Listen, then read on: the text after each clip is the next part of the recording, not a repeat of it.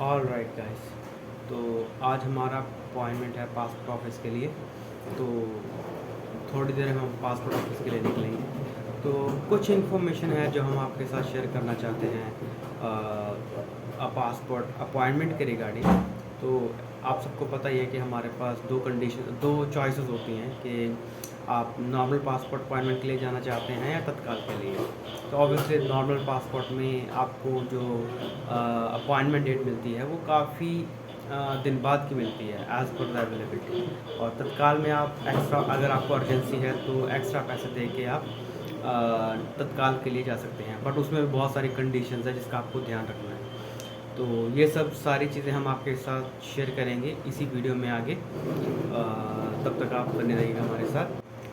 First and most important thing जो हम आपके साथ शेयर करना चाहते हैं कि आप जो अपना पासपोर्ट ऑफिस चूज़ करने जा रहे हैं वो बहुत सोच समझ के करिएगा, क्योंकि अगर आपने एक बार अपना पासपोर्ट ऑफिस चूज़ कर लिया और उसके लिए अपॉइंटमेंट फ़ी आपने पे कर दी तो वो पेमेंट नॉन रिफंडेबल है, और ना ही आप अपना पासपोर्ट ऑफिस चेंज कर सकते हैं आफ्टर मेकिंग द पेमेंट।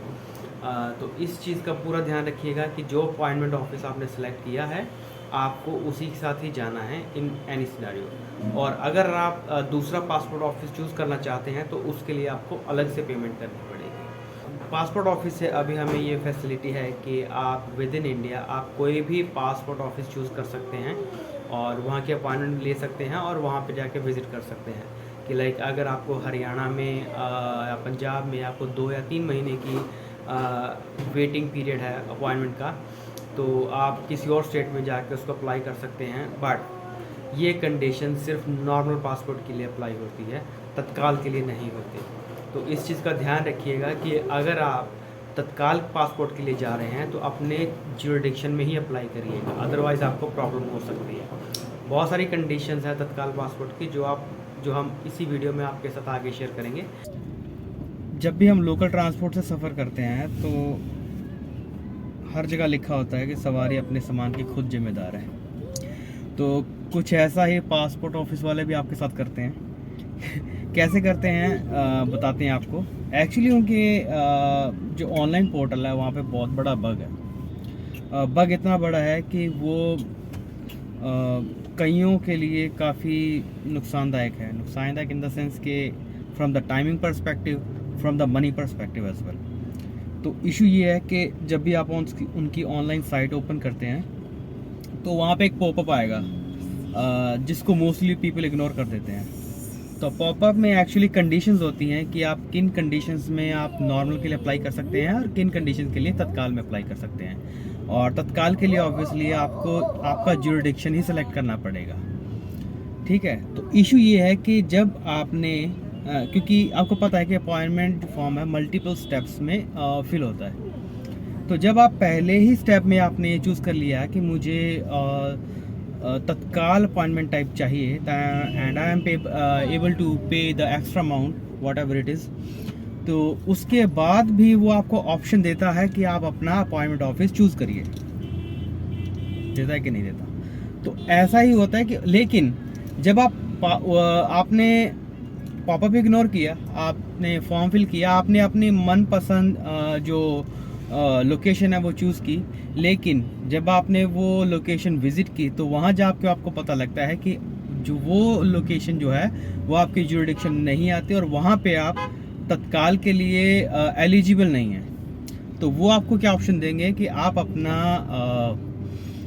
जो अपॉइंटमेंट टाइप है वो नेक्स्ट डे का शेड्यूल कर लीजिए, वो भी नॉर्मल में, इट्स नॉट इन तत्काल। तो लेकिन वो जो बंदा जिसको अपॉइंटमेंट तत्काल में ही चाहिए था, इमरजेंसी में पासपोर्ट चाहिए, तो उसका क्या?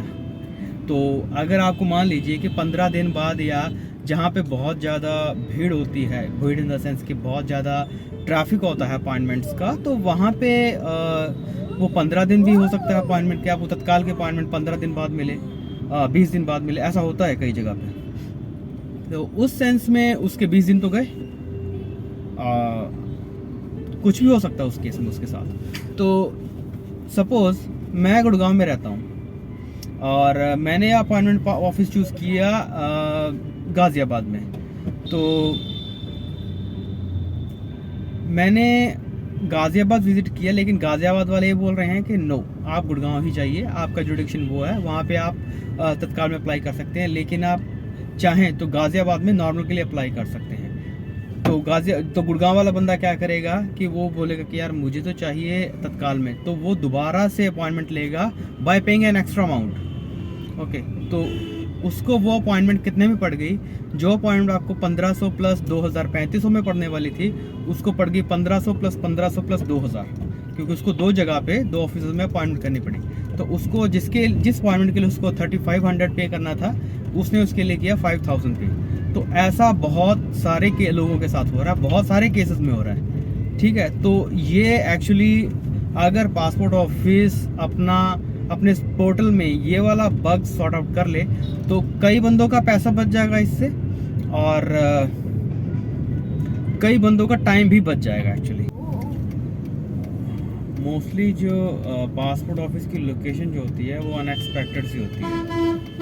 तो अभी आप देख रहे हैं कि ये एक कुछ इंडस्ट्रियल एरिया लग रहा है। तो एक्चुअली फर्स्ट टाइम हम यहाँ पे आए थे तो हमें लगा था कि हम शायद गलत जगह पे आ गए हैं, हो सकता है कि गूगल ने हमें घुमा दिया हो, बट नहीं, ऐसा नहीं है। आगे चल के आपको दिखाते हैं कि रियल लोकेशन कैसी है पासपोर्ट ऑफिस के। तो एक्चुअली वो एक मॉल है। तो जब हम गए थे पहली बार तो हमें लगा कि यार नहीं, ऐसा नहीं हो सकता, क्योंकि हम भी गूगल करके गए थे तो कुछ देखा तो लगा कि शायद ये बहुत पुरानी फ़ोटो किसी ने अपलोड की हैं। बट जब हम साइट को विज़िट किया, पासपोर्ट ऑफिस को विज़िट किया, तो तब पता चला कि इट्स वेरी स्ट्रेंज एक्चुअली।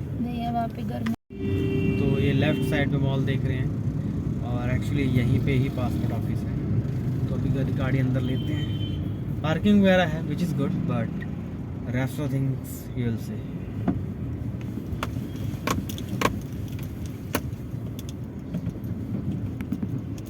ये तो वही पासपोर्ट ऑफिस है जो पहले आए थे। हाँ,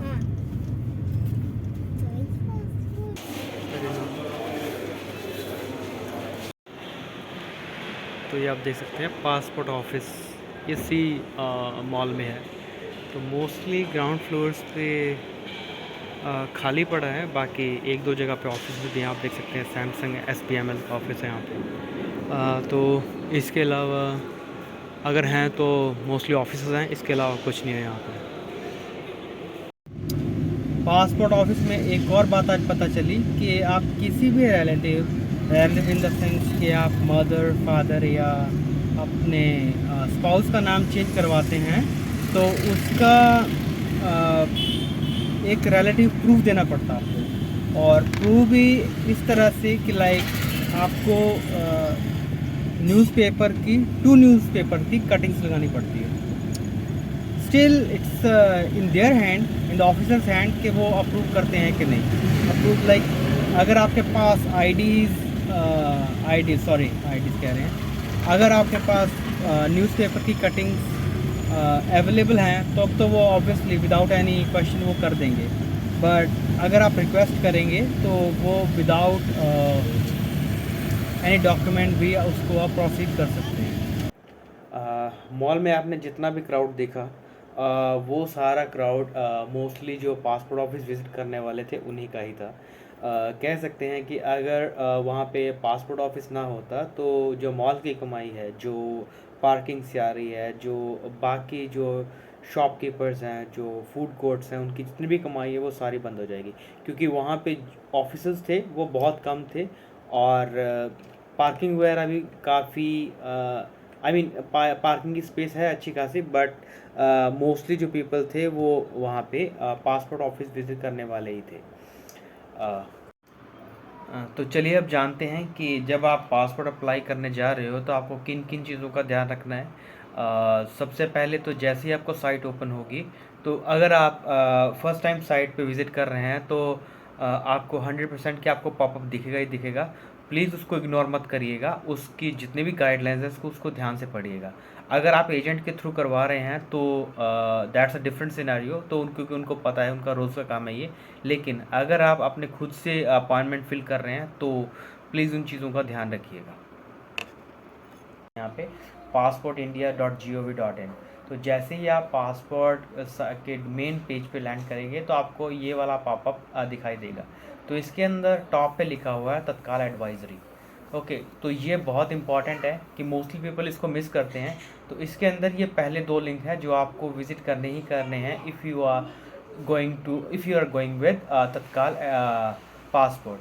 तो इसके अंदर कुछ केसेस हैं, I will show you again in the next tab कि किन केसेस में आप तत्काल पासपोर्ट के लिए अप्लाई नहीं कर सकते। तो केसेस कुछ ऐसे हैं कि आप देख सकते हैं हमारी स्क्रीन पे।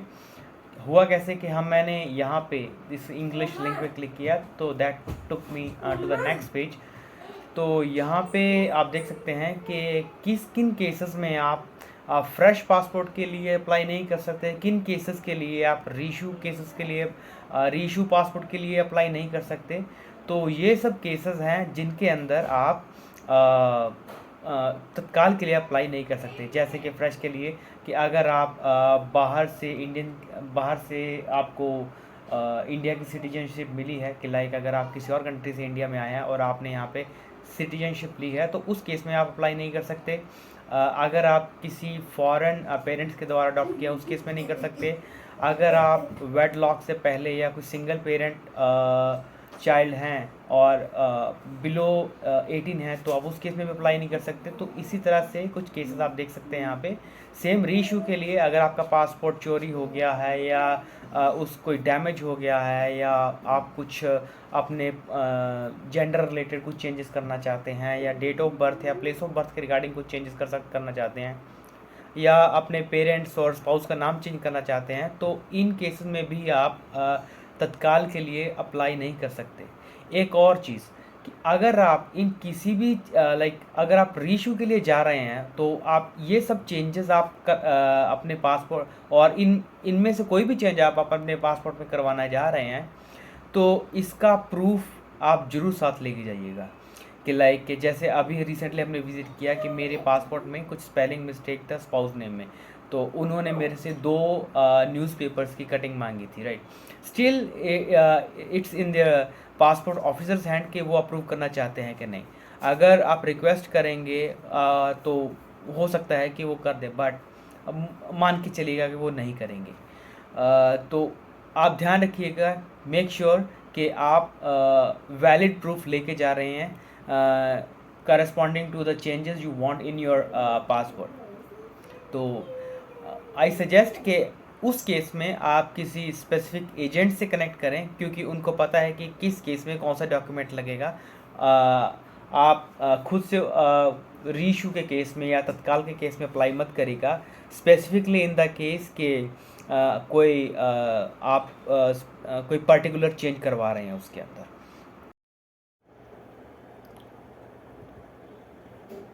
पॉपअप क्लोज करने के बाद कुछ ऐसी स्क्रीन आपको दिखेगी जहाँ पे आप रजिस्टर कर सकते हैं। अगर आपने ऑलरेडी रजिस्टर कर रखा है तो आप लॉगिन कर सकते हैं। अपॉइंटमेंट अवेलेबिलिटी सारे आपको लिंक्स आपको होम पेज पे दिख जाएंगे। तो अगर मैंने ऑलरेडी रजिस्टर कर रखा है तो मैं अपनी आईडी के साथ लॉगिन करता हूँ।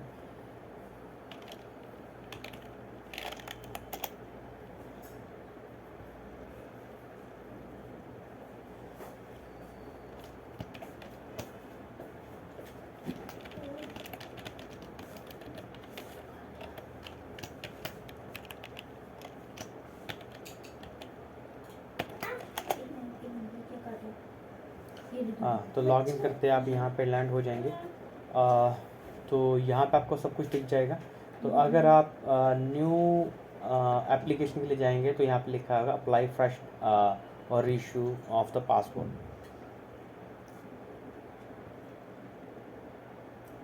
मैंने यहाँ पे अल्टरनेटिव में you can fill the application online, so हम ऑनलाइन के लिए जा रहे हैं। ओके, तो यहाँ पे fresh issue, so let's take an example. आप फ्रेश के लिए जा रहे हैं और तत्काल के लिए आपने सेलेक्ट किया और यहाँ पे सब पेज सेलेक्ट किए कि किस तरह की आपको बुकलेट चाहिए आपको। तो नेक्स्ट गए तो यहाँ पे ये बग है कि आपने जैसे ही फर्स्ट आपने सेलेक्ट कर लिया कि आपको तत्काल के लिए चाहिए, तो on the basis of address they have to provide the option कि आप कौन सा पासपोर्ट ऑफिस आपके लिए सूटेबल रहेगा। तो ये स्टेप्स हैं कुछ, एप्लीकेशन फॉर्म, फैमिली डिटेल्स, तो ये सारी नॉर्मल चीज़ें हैं। तो जैसे ही आप पूरा ये क्रॉस करेंगे तो उसके बाद आपको नेक्स्ट स्टेप में अपॉइंटमेंट्स के लिए आपको ऑप्शन चूज़ करना पड़ेगा। आप अपना स्पेसिफिक टाइम चूज़ कर सकते हैं उसके अंदर, और उसके बाद आप पेमेंट कर लीजिए और आपकी अपॉइंटमेंट बुक हो जाएगी। तो ये बहुत सिंपल प्रोसेस है। तो मेन बात इस वीडियो का मोटिव बताना यही था कि किन चीज़ों का ध्यान रखना है और किन चीज़ों का ध्यान नहीं रखना। इसके अलावा बाकी चीज़ें बहुत सिंपल हैं इसके अंदर। तो उम्मीद है कि आपको हमारी ये वीडियो अच्छी लगी होगी और कुछ नॉर्मल जानकारी आपको मिली होगी कि पासपोर्ट अप्लाई करते हुए किन छोटी छोटी चीज़ों का ध्यान रखना है। तो या बने रहिए हमारे साथ अगली वीडियो के लिए। तब तक टेक केयर।